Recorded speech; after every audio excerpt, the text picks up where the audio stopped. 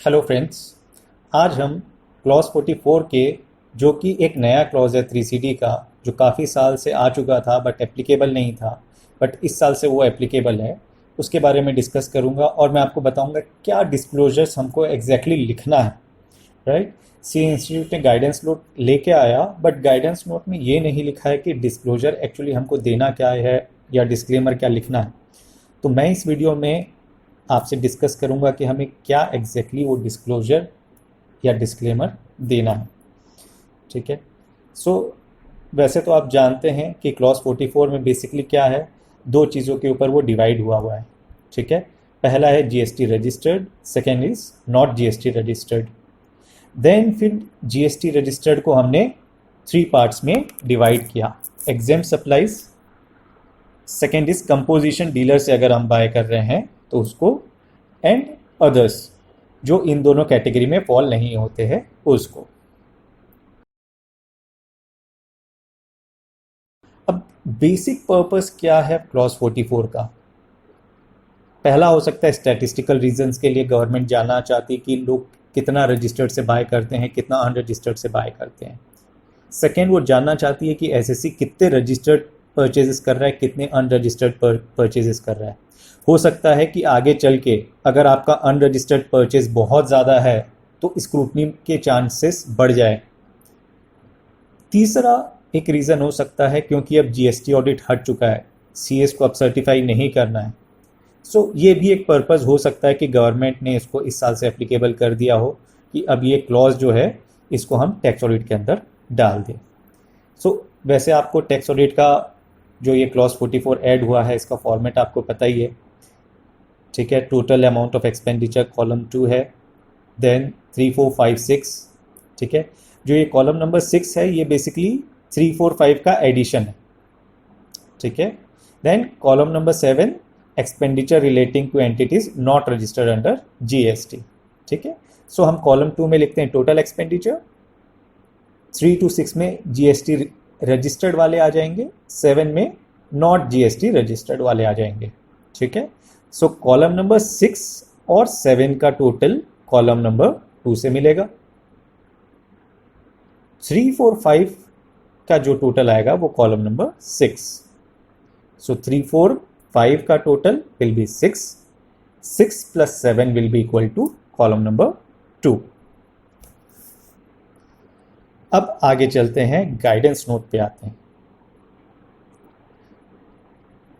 Guidance note में लिखा हुआ है, in order to verify the details filled in, the tax auditor needs to obtain from the SSC the required details in below tabular format and illustrative format which may be modified by the tax auditor according to the facts and circumstances. The tax auditor should verify the details furnished with the underlying documents on a test check basis and retain the same as part of his working papers. ठीक है। So ये detail auditor को लेना है। किससे लेना है? SSC से लेना है। ठीक है। किस फॉर्मेट में लेना है? ये इस फॉर्मेट में लेना है। एक्सपेंडिचर का हेड क्या है, किस एंटिटी से है, उसका जीएसटी रजिस्ट्रेशन नंबर क्या है, कितना डेबिट हुआ है, कितने का इनपुट लिया है और कितना अमाउंट वेंडर को पे किया है, अगर नील है तो क्यों है, और कुछ रिमार्क्स है तो। ठीक है। सो अगर आप देखेंगे कि ये टैक्स ऑडिटर को लेना है एसएससी से। ठीक है। अब आप कहेंगे कि ये तो बड़ा मुश्किल है बनाना, तो ये बहुत ज़्यादा मुश्किल नहीं है। मैं आपको आगे चल के बताऊंगा कैसे ले सकते हैं, इसको बनवा सकते हैं। सारे सॉफ्टवेयर में तकरीबन मोटा मोटा ये फैसिलिटी दिया हुआ है। ठीक है। और ऑडिटर का काम क्या है? इसको चेक करना on a test check basis. मतलब आपको एक एक एंट्री को वेरीफाई नहीं करना है, आपको टेस्ट चेक बेसिस पे करना है। तो आपको सिर्फ कुछ एक सैंपल्स चेक करने हैं, बट आप जो भी सैंपल को चेक करें उसको अंडरलाइन डॉक्यूमेंट्स, मतलब क्या, जो भी उसका इनवॉइस रहेगा उससे आपको चेक करना है। ठीक है। सो लेट्स से अगर आप कुछ एक एक्सपेंस उठाते हैं परचेज का, परचेज किया है रिलायंस इंडस्ट्रीज से, तो वो आपको इनवॉइस देखना पड़ेगा। इनवॉइस में रिलायंस इंडस्ट्रीज का लिखा हुआ है, जीएसटी नंबर यस लिखा हुआ है, एंटिटी के सॉफ्टवेयर पे लिखा हुआ है, परचेजेस का हेड में डेबिट हुआ था, कितना इनपुट लिया, कितना पे किया, नील नहीं है तो डैश, या और कुछ रिमार्क अगर आपको नहीं देना है तो डैश, वैसा। तो आपको ये ट्रेन करना पड़ेगा थोड़ा सा अपने क्लाइंट को या उसके अकाउंटेंट को कि आपको ये डिटेल इस फॉर्मेट में बना के दे। ये इंस्टीट्यूट ने प्रिस्क्राइब किया है, ठीक है। एंड उसकी अगर आप वर्डिंग्स देखेंगे, the tax auditor needs to obtain from the SSC, ठीक है। अब आगे चलते हैं कि भाई ये टोटल एक्सपेंडिचर, राइट, हमने यहाँ पे देखा था कि टोटल एक्सपेंडिचर आता है कॉलम नंबर 2 पे।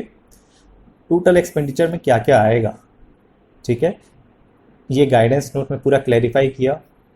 परचेजेस आएगा, डायरेक्ट एक्सपेंसेस आएंगे, कैपिटल एक्सपेंडिचर्स भी आएंगे, बट डेप्रिसिएशन नहीं आएगा, बैड डेट्स भी नहीं आएगा बिकॉज वो एक लॉस है, कोई एक्सपेंस नहीं है।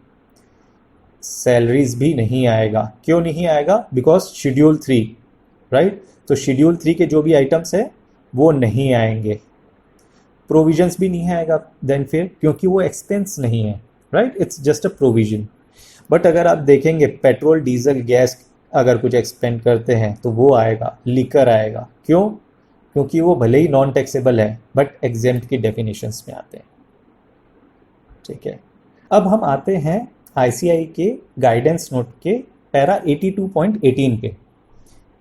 उसमें लिखा है N appropriate disclosure should be made by the tax auditor in form 3CA 3CB as the case may be for the view taken by the SSC in relation to the meaning of total expenditure and the method of filling up the appropriate columns, ठीक है।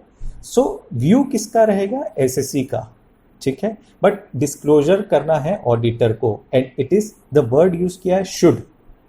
Disclosure should be made by the tax auditor in form 3CA 3CB। तो disclosure तो देना ही देना है क्योंकि ICI के guidance note पे लिखा हुआ है। अब डिस्क्लोजर किस चीज का देना है? Total expenditure. What is the meaning of total expenditure? Total expenditure का मतलब क्या है? And method of filling up the appropriate columns. आपने ये एप्रोप्रिएट कॉलम्स भरे कैसे, ठीक है। तो आप ये क्लॉज लिख सकते हैं वहां पे, ठीक है, कि total expenditure includes revenue and capital expenditure but does not include depreciation and activities or transactions which are listed in schedule 3, ठीक है। आप इसमें कुछ एडिशन डिलीशन कर सकते हैं, ठीक है, टू क्लैरिफाई कि भाई मैंने इसको और कुछ इंक्लूड किया है नहीं किया है, ठीक है। लेट्स से कि अगर आप बैड डेब्ट्स है उसको एक्सक्लूड कर रहे हैं तो आप उसको भी लिख सकते हैं, ठीक है। मैंने यहाँ पे डेप्रिसिएशन है शेड्यूल 3 के बारे में लिखा है, ठीक है। देन फिर आप एग्जेम्प्ट सप्लाइज के बारे में भी लिख सकते हैं। Exempt supplies include nil rated, wholly exempt and even non taxable supplies as defined under provisions of GST law, clarify करने के लिए। अब हमने ये भरा कैसा है? Amount has been filled by compiling various reports generated by the XYZ accounting software by first separating details between the registered dealer and unregistered dealer. Thereafter registered dealers के साथ जो परचेज किया है उसको हमने एग्जेम्प्ट कंपोजिशन डीलर से जो bye किया है एंड फिर अदर्स के डिवाइड कर दिया है। सो ये एक डिस्क्लोजर इज मस्ट कि what is the meaning of total expenditure and the method of filling up the appropriate columns. अब हम आते हैं एग्जेम्प्ट सप्लाइज पे, कॉलम नंबर 3, ठीक है। एग्जेम्प्ट सप्लाइज के अंदर 3 चीजें आती है, nil rate, wholly exempt and non taxable. अब नॉन टैक्सेबल का मतलब क्या है? जो हमारे पेट्रोल डीजल गैस के जो भी एक्सपेंसेस होते हैं कंपनीज में वो, और लीकर वगैरह अगर कुछ पार्टीज या कुछ एक्सपेंस अगर इन केस हुआ हो तो वो भी दिखाना ज़रूरी है, ठीक है। इसका हमें टेस्ट करना ये थोड़ा आसान है क्योंकि हम ये लेजर लेवल पे कर सकते हैं, ठीक है, कि भाई ये अगर कुछ परचेस किया है, लेट्स से अगर राइस परचेस किया है, ठीक है, नॉन ब्रांडेड, तो वो एग्जेम्प्ट है, ठीक है, या सॉल्ट परचेस किया वो एग्जेम्प्ट है। तो आपको सीधा सीधा पता चल जाएगा लेजर लेवल पे ही, आपको ट्रांजैक्शंस लेवल पे जाने की ज़रूरत नहीं है, ठीक है। नेक्स्ट है कंपोजिशन डीलर, कॉलम 4 पे, ठीक है। तो बेसिकली क्या है, कंपोजिशन डीलर्स, ये सारी चीज़ें के लिए आपको क्या करना है, अपने आर्टिकल या एम्प्लॉयज़ को ट्रेन करना है कि वो जब वाउचिंग करे तो वो वाउचर में देखे कि कहीं कंपोजिशन डीलर तो नहीं लिखा है। अगर कंपोजिशन डीलर लिखा है तो वो प्रॉपरली मार्क है कि नहीं अकाउंटिंग सॉफ्टवेयर में। ठीक है, अब क्योंकि आप ऑडिट कर रहे हैं तो आप क्या कर सकते हैं, 20 बिगेस्ट नॉन जीएसटी वेंडर ले लीजिए। ठीक है, वेंडर्स की लिस्ट निकाल लीजिए, कौन से वेंडर से कितना कितना बाय किया है इस साल या जो भी एक्सपेंस किया है। ठीक है, कौन से ऐसे नॉन जीएसटी वेंडर्स हैं जो जीएसटी चार्ज नहीं कर रहे हैं। ठीक है, आप उनके एक एक सैंपल इन्वॉइसेस मंगवाइए। ठीक है, और चेक कीजिए कि उनके इन्वॉइस में कहीं जीएसटी नंबर तो नहीं लिखा है। अगर नहीं लिखा है दैट मीन्स कि एसएससी ने अपने अकाउंटिंग सॉफ्टवेयर में डेटा बहुत सही मेंटेन किया है और आप आगे बढ़ सकते हैं। ठीक है, अब इसमें हम गाइडेंस नोट पे भी आते हैं। सीए इंस्टीट्यूट का जो गाइडेंस नोट है, ठीक है, उसमें उन्होंने क्या किया है, 82.11 पे, in case of ineligible input tax credit which are blocked under section 17(5) or in case of purchases from person under composition levy, it is a normal practice not to mention GST number in the accounting software. Hence, a suitable remark or reference in this regard by the tax auditor may be included in the report. ठीक है, यहां पे हमको क्या देना है, एक suitable remark या रेफरेंस देना है।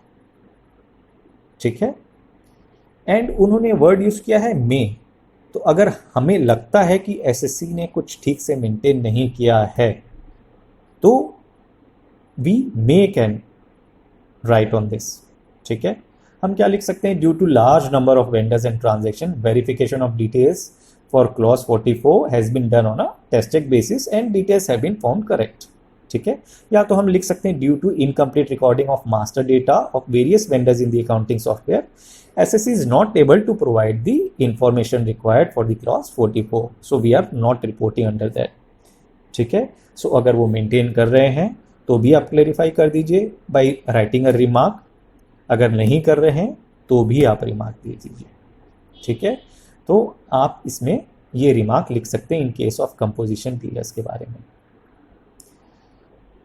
नेक्स्ट लास्ट कॉलम है कॉलम 7 अनरजिस्टर्ड डीलर्स के लिए। ठीक है, इसके लिए आप क्या कीजिए, हर एक्सपेंडिचर हेड का, ठीक है, जो सबसे बड़े 5 बिल हैं हर एक्सपेंडिचर हेड्स में जो P&L में शो हो रहे हैं उसको निकाल लीजिए, उसके इनवॉइसेस निकाल लीजिए और उससे चेक कर लीजिए। ठीक है, अगर आपको दिखे कि भाई वेंडर के इनवॉइस में कोई भी जीएसटी नंबर नहीं है, दैट मीन्स एसएससी ने सही इंफॉर्मेशन प्रोवाइड की है, हम ये मान सकते हैं। ठीक है, क्योंकि हम टेस्ट चेक बेसिस पे वर्क कर रहे हैं। आप एक डिस्क्लोजर दे दीजिएगा, verification of information under the clause 44 has been done on a test check basis based on documents and record shown and maintain by the SSC. ठीक है, गाइडेंस नोट भी इसके ऊपर बहुत अच्छे से क्लैरिफाई किया है। ठीक है, हम देखते हैं ये para 82.18, if the SSC is not in a position to give the details as required in clause 44। ठीक है, क्योंकि पॉसिबल है कि कभी कभार एसएससी का डेटा ऐसा हो कि हम ये क्लॉज 44 में कुछ रिपोर्ट ही नहीं कर सकते। एंड एप्रोप्रिएट डिस्क्लोजर और disclaimer may be made by the auditor in form 3CA 3CB। ठीक है, सो देखिए गाइडेंस नोट में बहुत अच्छे से क्लियर किया है, if the SSC is not in a position to give the details. ठीक है, तो ये इंफॉर्मेशन किसे देना है, एसएससी को देना, ऑडिटर को। ये हमारी रेस्पॉन्सिबिलिटी नहीं बनती है। The auditor's responsibility is to verify this information given by the SSC. ठीक है, अगर वो एसएससी नहीं दे पाता है then we have to make a appropriate disclosure और डिस्क्लेमर। ठीक है, अगर एसएससी ने कोई अच्छा रीजन दिया है, where the SSC has provided reason for not being able to provide details, the same may be reported if found appropriate. ठीक है, सो हमें देखना है कि डिस्क्लोजर देना है कि डिस्क्लेमर देना है, रीजन क्या है।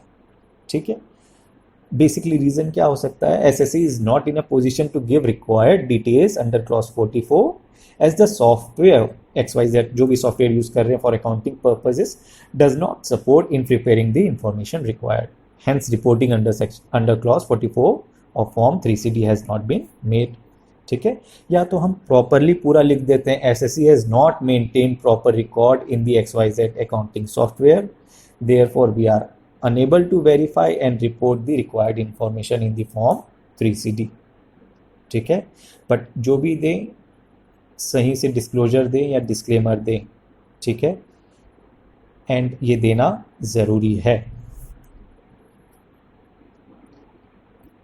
अब लास्ट कुछ पॉइंट्स पे आते हैं अपन कि भाई पहले से डेटा कैसे एक्सट्रैक्ट करना। तो आई अंडरस्टैंड कि भाई सबको प्रॉब्लम्स जा रही हैं कि टैली से डेटा कैसे एक्सट्रैक्ट करें। आपने कहा कि भाई ये डेटा निकालना इतना भी डिफ़िकल्ट नहीं है। ठीक है, हमने बताया, इंस्टीट्यूट ने एक फॉर्मेट भी बताया, उस फॉर्मेट में आपको एसएससी लिस्ट से लेना है। ठीक है, तो मैं मेरे नेक्स्ट वीडियो जो अपलोड करूँगा कल, उसमें मैं आपको बताऊँगा कि आप टैली से ये डेटा कैसे बना सकते हैं, स्टेप बाय स्टेप आपको करके दिखाऊँगा। ठीक है, तो मेरा कल का वीडियो देखिएगा, लिंक भी डिस्क्रिप्शन पे आ जाएगी। एज अ प्रिकॉशनरी मेजर्स मैं आपसे हमेशा ये कहूँगा कि अकाउंटेंट और ओनर्स को ये समझाएं, उनको एजुकेट करें कि अपने अकाउंटिंग सॉफ्टवेयर्स में मार्क कीजिए कि ये कंपोजिशन डीलर है, URD है, करेक्ट GST नंबर डालें। हो सके तो एक ईमेल लिखिए या राइटिंग में कहीं ना कहीं रखिए, ये आपको आगे चल के काफ़ी हेल्प करेगा। ठीक है, and do take engagement letters. ठीक है, इंगेजमेंट लेटर्स क्या होता है, जिसमें ऑडिटर अपनी रेस्पॉन्सिबिलिटी समझाता है और एसएससीज को बताता है कि उनकी क्या रेस्पॉन्सिबिलिटीज़ है, उन्हें क्या करना है। और मैनेजमेंट रिप्रेजेंटेशन लेटर जो हम लास्ट में लेते हैं कि भाई एसएससी को हम बताते हैं कि ये सारी चीज़ें हम आपसे रिप्रेजेंट करके ले रहे हैं, वो लेटर में भी ज़रूर से बताएं। ठीक है, सो मैंने ये वीडियो में बहुत प्रयास किया कि क्या क्या डिस्क्लेमर हमें लिखना चाहिए उसके बारे में। उसके बाद भी अगर आपको कुछ क्वेरी रहे या कुछ क्वेश्चंस रहें तो आप नीचे कमेंट्स में लिख सकते हैं। मैं कोशिश करूँगा आप सभी के क्वेश्चंस का जवाब दे सकूँ। Thank you.